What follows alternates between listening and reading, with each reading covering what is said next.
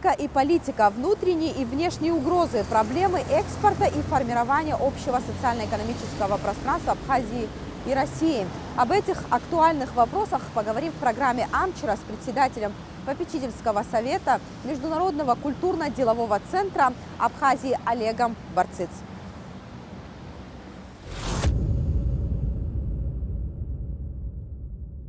Здравствуйте, Олег Мсасович. Спасибо, что согласились на интервью.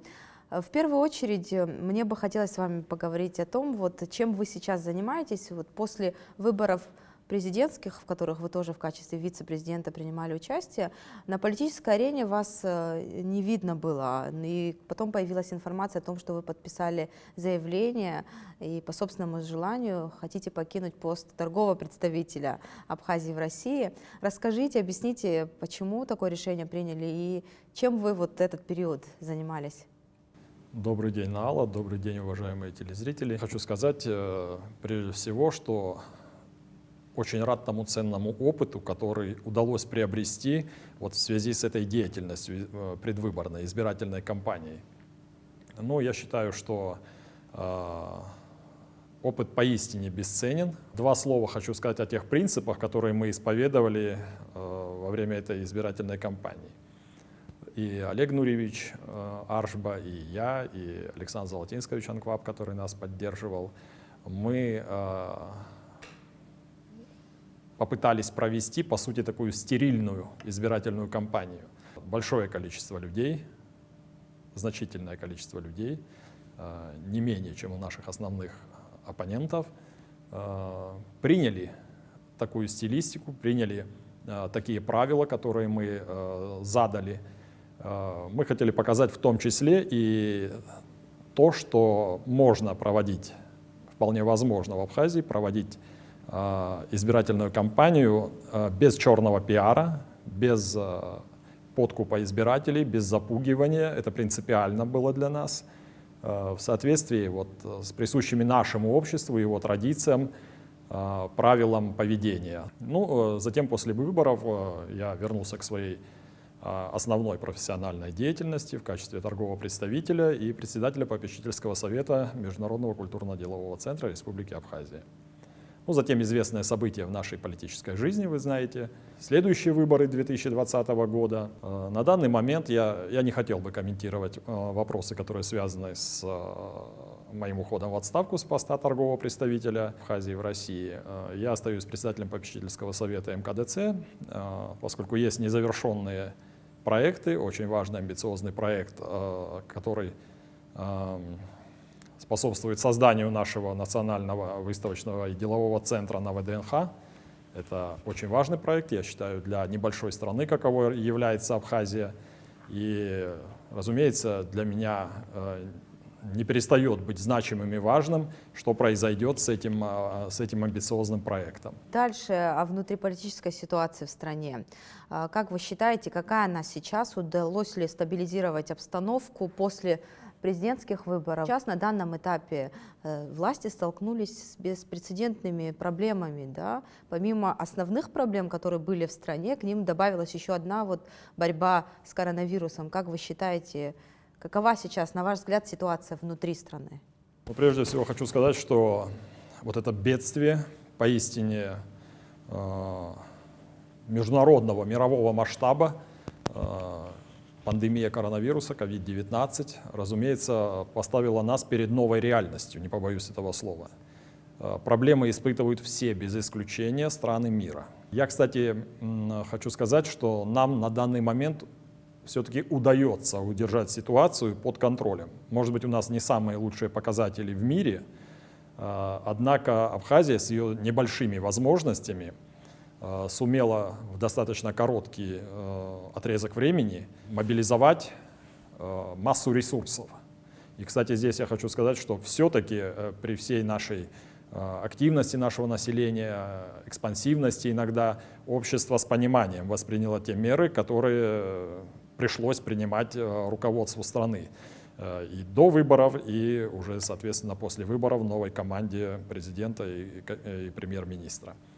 Разумеется, это беспрецедентный новый вызов, который мы вместе все должны преодолеть. Я вижу титанические усилия, которые прикладывает руководство профильного ведомства в координации с Республиканским координационным штабом. Разумеется, очень важна и помощь Российской Федерации, помощь наших неравнодушных граждан. Хотел бы упомянуть здесь и движение «Мы вместе», Московская абхазская диаспора, Всемирный абхазо-абазинский конгресс, волонтерские организации, различные гуманитарные организации.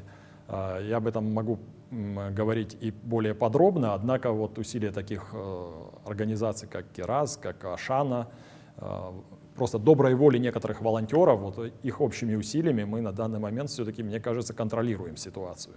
Последствия трудно просчитать. Однако, можно констатировать тот факт, что, конечно, в беспрецедентно тяжелой ситуации оказалось новое правительство, правительство Бжани Анкваба, и точно уж завидовать им точно не стоит. Это и сокращение темпов экономического развития, это сокращение, причем кратное сокращение поступлений, налоговых платежей, собственно, вообще свертывание деловой активности наших людей. Мы с вами хорошо помним, какой в этом году оказался у нас туристический сезон, сколько он продолжался. Прогнозировать, что будет в следующем году, также сложно, а это затрудняет долгосрочное планирование, которым занимается правительство и руководство страны. Поэтому, конечно, масса нюансов и масса сложностей. Я думаю, что только вот сплотившись, только ощущая себя единым целым перед этими вызовами и угрозами, у нас есть шанс пройти это более или менее достойно. Вы сейчас о взаимоотношениях больше власти и общества сказали, а вот взаимоотношения власти и оппозиции после выборов президентских? Оппозиция обязательно должна быть, она есть в любой стране. Не исключение и Абхазия, и никто, я думаю, в здравом уме и трезвой памяти не будет призывать к тому, чтобы исчезла оппозиция, исчез плюрализм мнений, и все как под копирку исповедовали одни и те же подходы и принципы. Такого нигде не было, и мы не исключение тоже. Все дело в том, что каково качество оппозиции, какова мера ответственности лидеров оппозиции. Я, честно говоря, не вижу сейчас особой остроты. Другое дело, что, конечно, оппозиция никуда не денется, она будет продолжать свою деятельность, поскольку цель любой оппозиции — это приход к власти. Понятно, что эти попытки, эти усилия, они не исчезнут единовременно. Я думаю, что нынешний период можно охарактеризовать как период относительной стабильности в политическом смысле, в политическом театре.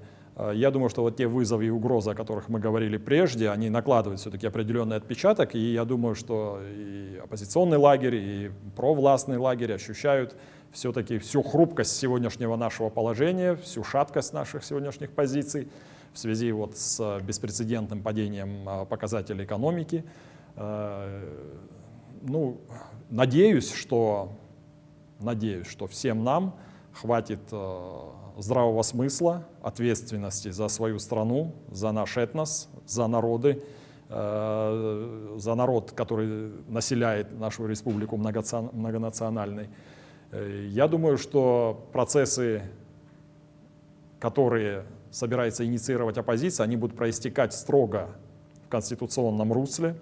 Без всякого пафоса хочу выразить свое убеждение, что мы часто так говорим, к сожалению, опять натыкаемся на те же самые грабли, что еще одного потрясения, Абхазия может не перенести.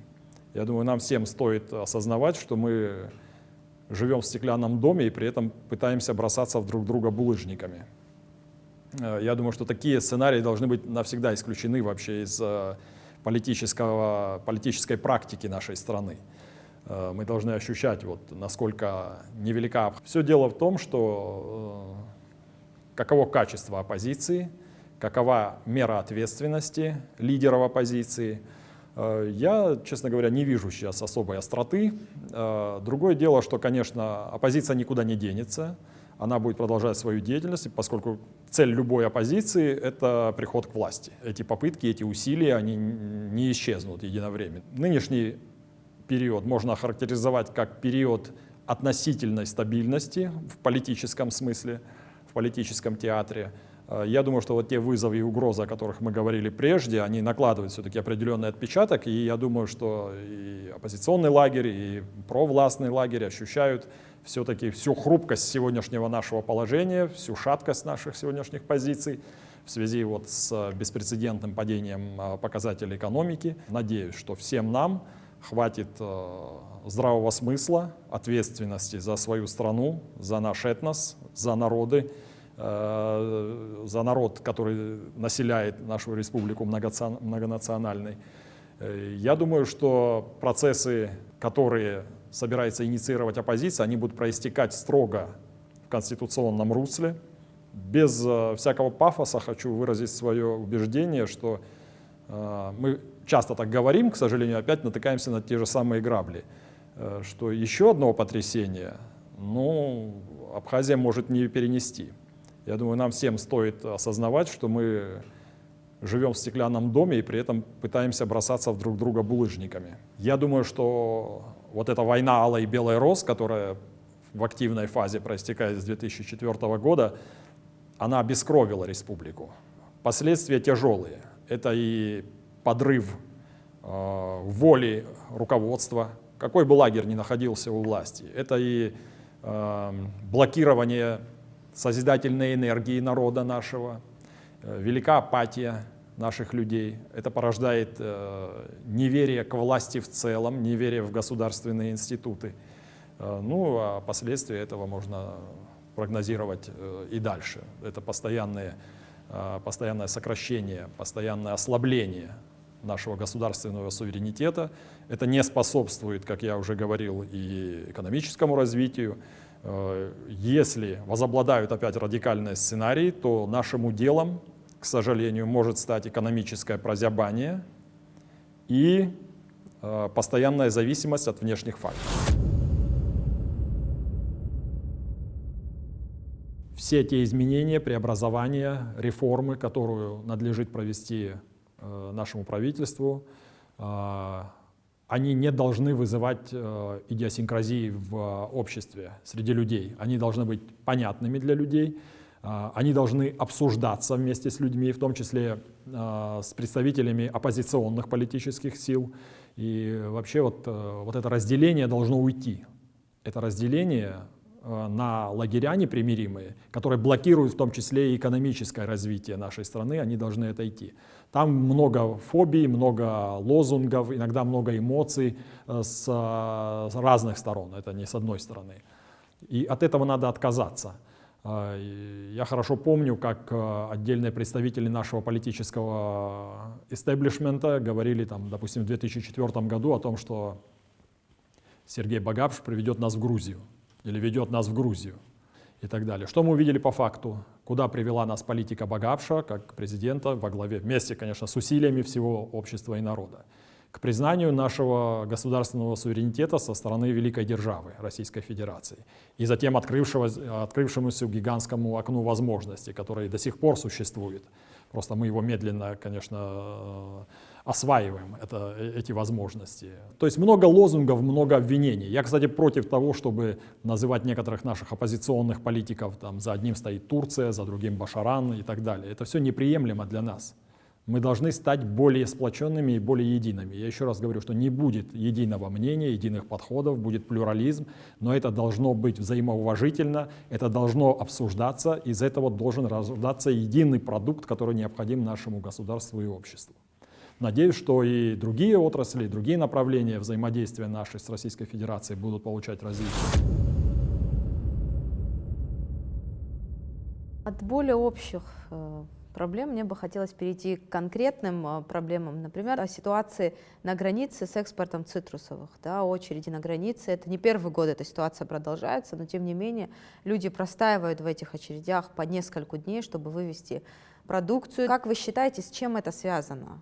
Почему нельзя вот этот вопрос решить уже на протяжении нескольких лет? Я с большим уважением отношусь к усилиям наших профильных органов, в том числе Государственного таможенного комитета. Вижу их усилия. Я сам нередко пересекаю границу езжу, общаюсь с нашими ребятами, которые работают и в таможенной, и в пограничной службе. Вижу тот настрой и то желание работать, помочь людям. Безусловно, вижу усилия руководства этих органов. Я думаю, что здесь решение вопроса, оно кроется во взаимодействии на более высоком уровне. Нам необходимо наладить такой уровень взаимодействия с нашими партнерами, когда бы вот эти технические вопросы снимались бы, ну, в том числе и благодаря такому взаимодействию на высоком уровне. Ну и, безусловно, здесь есть и объективные причины. Сейчас начинается предновогодний цитрусовый сезон. Большое количество наших людей становятся участниками этого процесса внешнеэкономической деятельности. Слава богу, в этом году с урожаем цитрусовых все хорошо, один из самых высоких урожаев. Я все-таки надеюсь, что эта ситуация в динамике, эти усилия не прекратятся, и мы все-таки сумеем эту ситуацию с нашими российскими партнерами оптимизировать. Вы считаете, что не договариваются стороны? Таможенники объясняют это тем, что российские таможенники, что происходит реорганизация, но этот процесс уже продолжается больше 33 месяцев. Безусловно, это их внутренние технические процессы, в которые мы напрямую не можем вмешиваться, но я думаю, что мы могли бы настойчиво ставить эти вопросы, что, в принципе, и делает абхазская сторона, абхазские таможенники, министр сельского хозяйства, руководство, значит, сельского хозяйства. Я думаю, все-таки надеюсь, что их внутренние технические вопросы наших партнеров российских все-таки будут приведены в соответствии и с нашими потребностями, с нашими возможностями конкретно в этом году. Еще один документ интересный, который сейчас в обществе бурно обсуждается. Кто-то за, кто-то негативно к этому документу относится. Это программа формирования единого пространства Абхазии и России на основе гармонизации законодательства. Документ, он затрагивает различные сферы экономики, жизнедеятельности. Как вы оцениваете этот документ и что бы вы могли выделить? Какие основные пункты вы бы выделили? Он родился не сегодня. Идея его уходит корнями в 2014 год, когда был подписан договор о союзничестве и стратегическом партнерстве, новый договор, ноябрь, если не ошибаюсь, 2014 года. И вот там, черным по белому, одним из тезисов этого договора была обозначена программа формирования единого социального и экономического пространства. Там есть еще масса тезисов.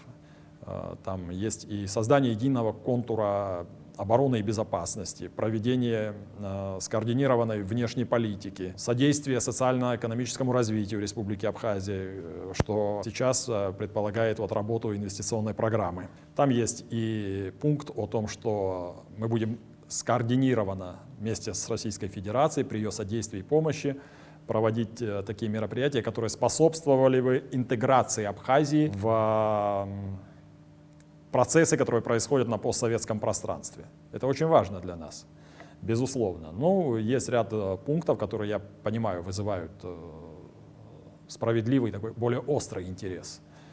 Я думаю, что это, наверное, и вопросы энергетики, и вопросы недвижимости. Но в общем скажу следующее.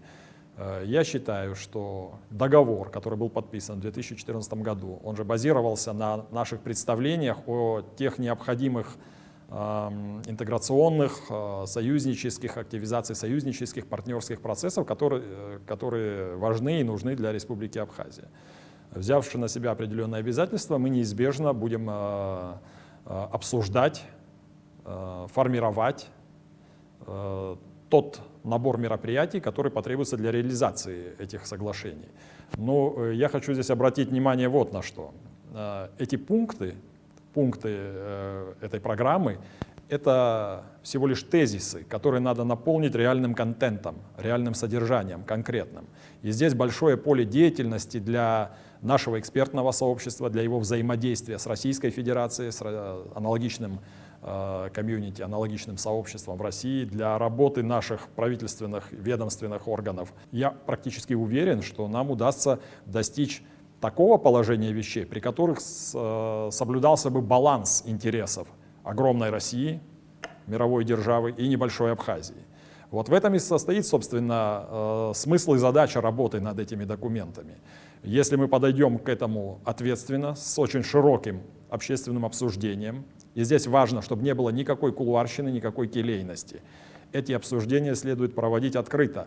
Открыто и с гражданским сектором, в присутствии гражданского общества, с нашими экспертами, с представителями самых разных политических лагерей. Недавно один из лидеров оппозиции высказал, на мой взгляд, совершенно здравую идею, что мы можем обсуждать практически все вопросы с нашими российскими коллегами, за исключением там каких-то табуированных, да, которые находятся за красными линиями, такими как продажа земли, что даже не обсуждается и не должно быть, так сказать, принято к обсуждению, и рядом других, что могли бы серьезно стать изъятиями из нашего национального и государственного суверенитета.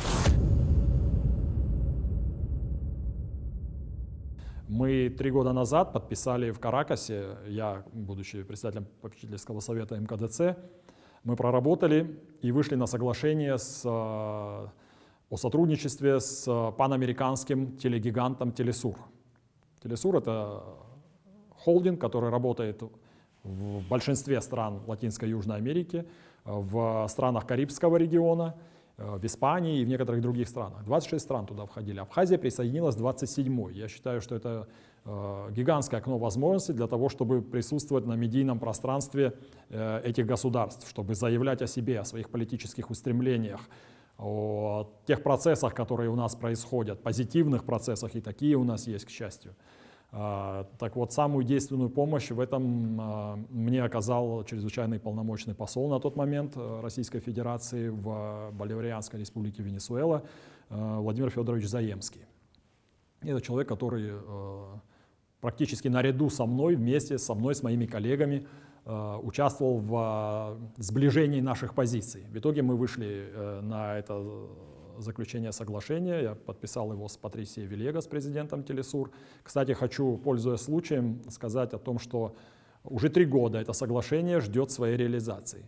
Пока что ни одного материала не было отправлено на телеприемники граждан тех стран, в которых вещает Телесур. Это гигантское окно возможностей.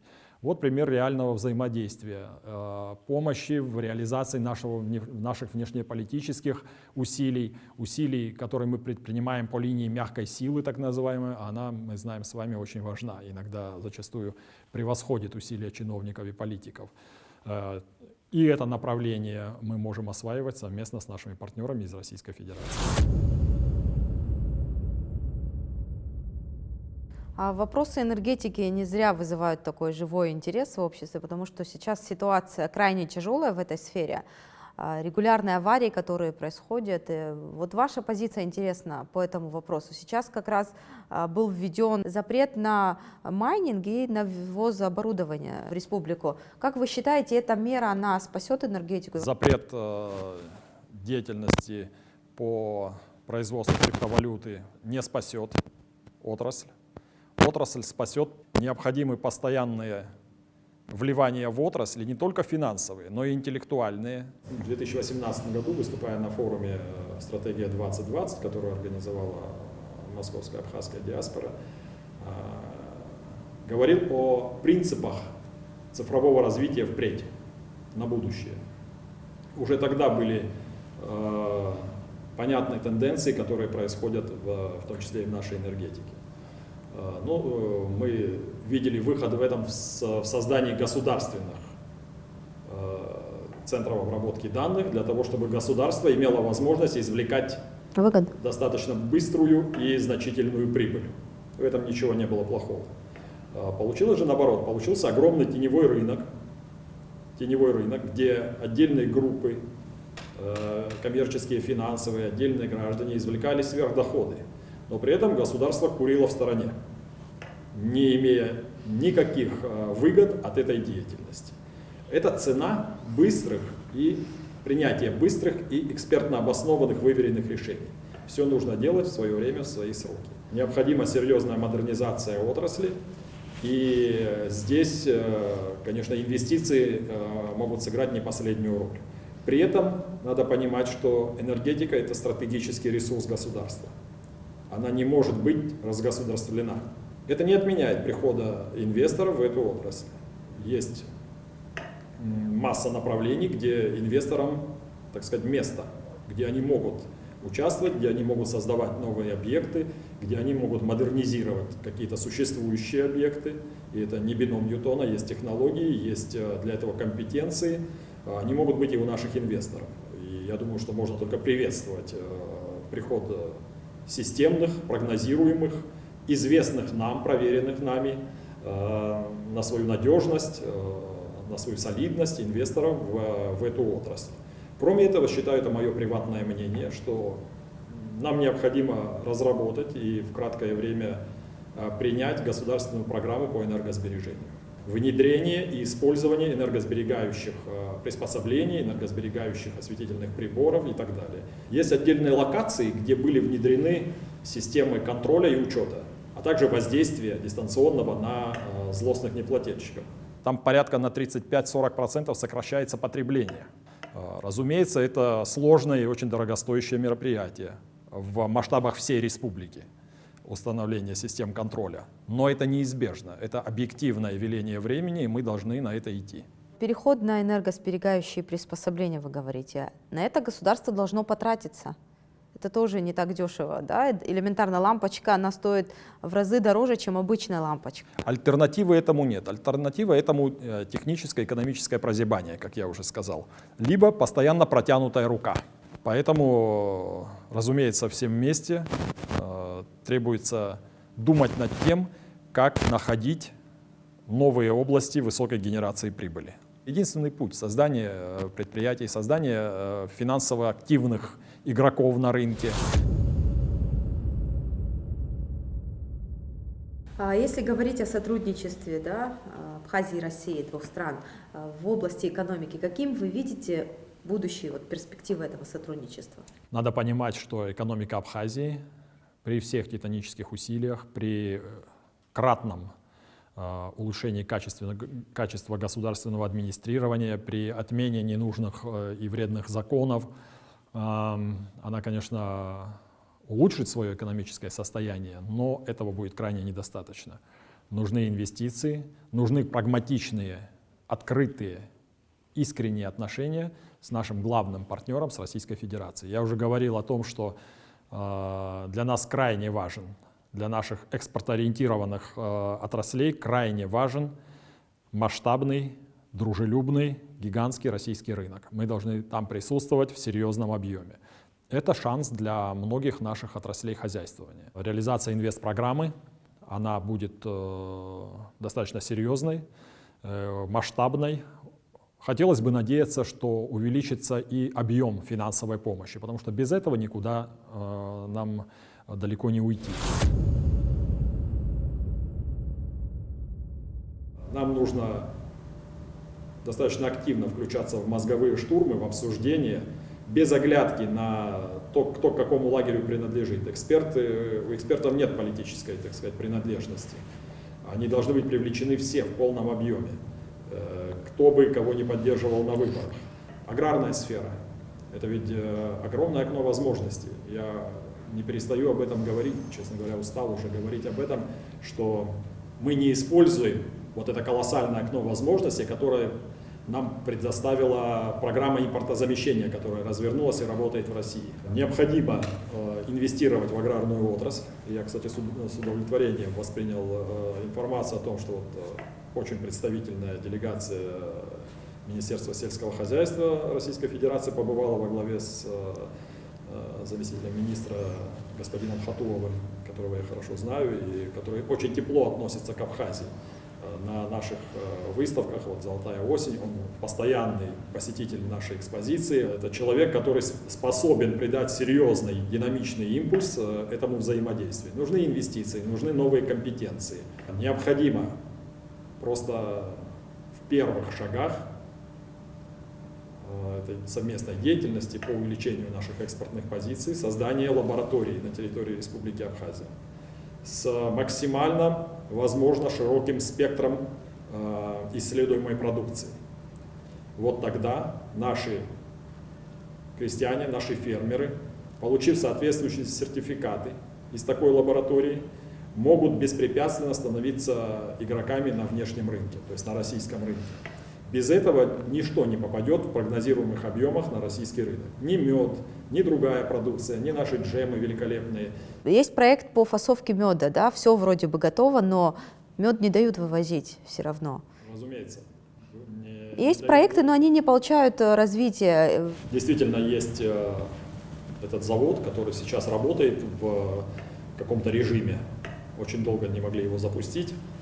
Я хочу сказать, что это оборудование, которое было завезено около 10 лет назад, оно, конечно, уже далеко не новаторского, так скажем, уровня. Открытие этого предприятия все время откладывалось. Сейчас произошел вроде бы запуск этого завода. Мы, кстати, предлагали в свое время помощь, экспертную помощь и так дальше этому предприятию. Я думаю, что здесь самое главное создать, не столько наладить техническое функционирование этого завода, сколько создать такую управленческую и бизнес-модель, которая бы сделала выгодным для наших производителей привозить туда свою продукцию, там ее очищать, перерабатывать и затем уже в очищенном и легализованном, так сказать, виде поставлять на российский рынок. Для этого и нужна, кстати, лаборатория, для того, чтобы получить сертификаты, для того, чтобы сертификаты этой именно лаборатории были признаны нашими российскими партнерами и контрагентами. Это необходимо делать. В данное время в основном наша продукция проходит лабораторные анализы в различных аналогичных структурах Российской Федерации. Это крайне затруднительно, неудобно. Без создания полнокровного подобного лабораторного предприятия мы не сможем говорить о вывозе наших объемов, серьезных объемов нашей продукции на российский рынок. Ваше мнение по поводу роли гражданского общества вообще в процессах, которые происходят в стране, особенно в период, когда пандемия, как себя повели гражданские активисты, какую роль они сыграли в этой борьбе? Роль гражданского общества в такой стране, как Абхазия, невозможно переоценить.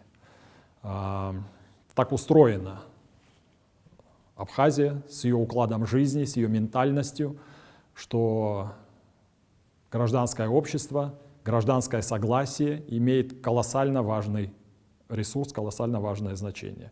Вот, кстати, событие, связанное с пандемией коронавируса, показало, что мы в тяжелые трудные моменты в состоянии, кто бы какой ни придерживался ориентации политической, каких взглядов политических, мы способны объединяться, мы способны стать единым организмом, который собирается противостоять тому или иному вызову. И я говорил о движении «Мы вместе», о тех усилиях, которые предприняли наши представители нашего бизнес-сообщества, да, и в очень значительной степени помогли нашей республике выдержать этот вызов. Вообще для Абхазии это, конечно, присуще, потому что абхазцам и гражданам Абхазии, многонациональному народу Абхазии, его представителям присущи вот эти традиции сострадания, милосердия. И это мы видим сейчас в обыденной жизни. Работают волонтеры, работают абсолютно безвозмездно, работают только из-за своих убеждений, из-за понимания, что они приносят пользу и помогают людям, которые крайне нуждаются в этой помощи. Я, кстати, хотел бы сказать и об усилиях, для меня это вообще больная тема, об усилиях наших зоозащитников. Предвижу, что какие-то критические стрелы могут полететь в мой адрес, скажут, людям тяжело, а здесь мы с Олегом Нуриевичем Аршба одним из пунктов своей программы в период нашей выборной деятельности в 2019 году ставили создание программы, государственной программы по стерилизации и помощи животным. И, кстати, мне очень нравится, что общество тоже откликается на такие импульсы. Я знаю об инициативах, допустим, руководства Гагского района. Глава Гагского района лично занимается этим вопросом. Глава города Сухум, руководство Сухума.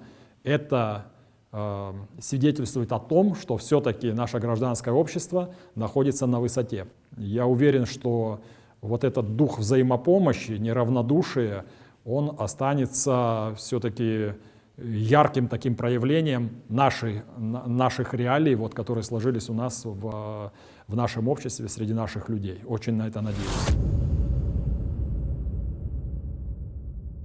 Если вот о внешней политике говорить, ситуация в Нагорном Карабахе, многие эксперты в Грузии расценили это как прецедент и возможность вернуть Абхазию. Как вы оцениваете для нас здесь, в Абхазии, о чем говорит эта ситуация в Нагорном Карабахе?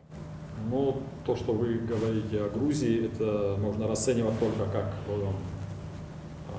продолжение тех фантомных болей, которые у них существуют, и, очевидно, никуда они не уйдут.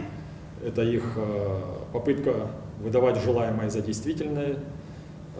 Если говорить серьезно об анализе тех процессов, которые проходят на Южном Кавказе, то, разумеется, вот эта резкая вспышка напряженности в Нагорном Карабахе, которая произошла спонтанно, ну, безусловно, она тлела, эта напряженность, она нам демонстрирует всю хрупкость положения дел на Южном Кавказе, всю взрывоопасность этого региона.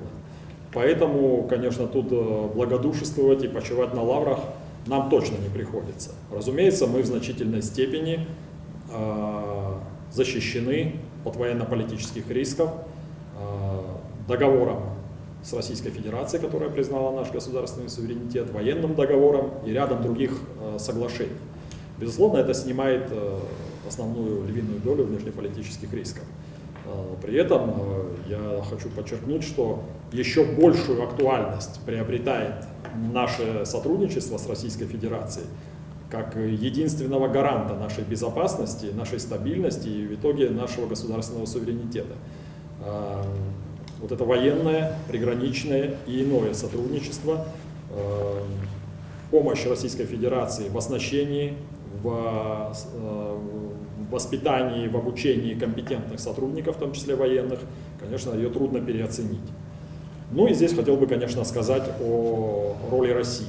Россия в очередной раз продемонстрировала, что является главным игроком на постсоветском пространстве. Не будь вот этой волевой, прагматичной, открытой позиции России, мы могли бы с вами только наблюдать за тем колоссальным масштабом разрушений и человеческих драм и трагедий, которые там разворачивались бы. Россия является великой страной, и ее роль в современном мире, в современном мироустройстве только растет. И события в Сирии, и события в Украине это демонстрируют. Ну, вот даже недавние заседания Нормандской четверки по Украине, они открыто демонстрируют и ярко демонстрируют, что, разумеется, Россия здесь ведущий игрок.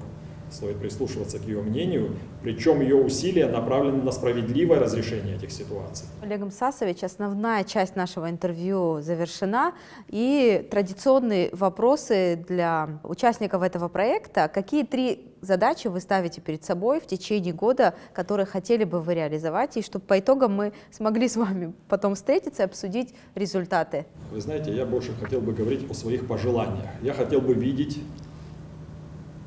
предстоящий год годом стабильности, годом напряженного труда, годом политического равновесия. Я не хотел бы, чтобы мы раскачивали нашу общую лодку.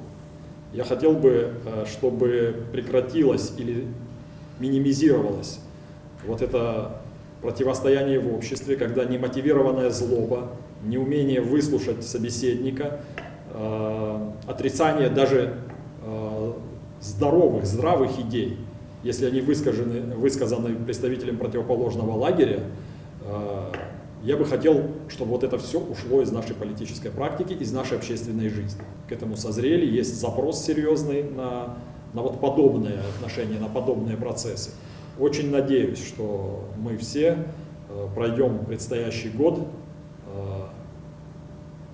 вот в состоянии мирного труда, в состоянии ответственности за свою общую страну. Олег Мсасович, а вот то, что от вас зависит, может быть, в работе культурно-делового центра, вот какие-то 3 задачи, которые вы перед собой ставите? Я очень надеюсь, что мы в этом году примем у правительства Москвы наш готовый национальный центр, его здание, которое сейчас находится на реконструкции, оно реконструируется, реставрируется за счет средств правительства Москвы.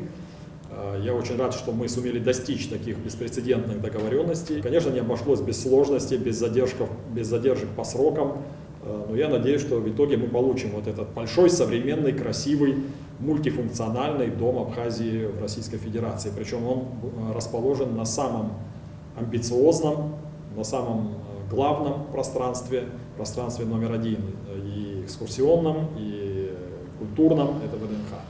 Что касается меня лично, я пока ничего не конкретизирую и не слишком думаю о конкретике, но я одно знаю точно, что я буду и далее заниматься какими-то полезными для нашей страны и нашего общества делами. Благодарю вас за сегодняшнее интервью. Спасибо. Всего доброго. Спасибо.